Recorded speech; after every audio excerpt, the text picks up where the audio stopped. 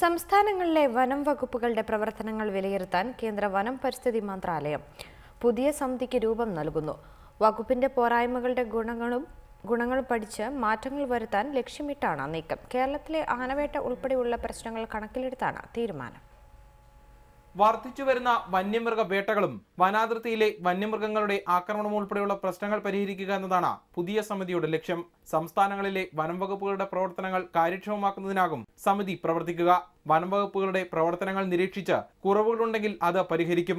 അനുകരണീയമായ മാതൃകകളുണ്ടെങ്കിൽ അത് മറ്റ് സംസ്ഥാനങ്ങളിലേക്ക് കൂടി വ്യാപിപ്പിക്കും. കേരളത്തിൽ അടുത്തിടെ നടന്ന വ്യാപകമായ ആനവേട്ട ഉൾപ്പെടെയുള്ള സംഭവങ്ങളുടെ പശ്ചാത്തലത്തിലാണ് ഈ തീരുമാനമെന്ന് കേന്ദ്ര വനം പരിസ്ഥിതി മന്ത്രി പ്രകാശ് ജാവദേക്കർ പറഞ്ഞു. We have started a separate wing in a way in each division which takes note of every incident happening all over India. Good, bad, ugly, whatever it is.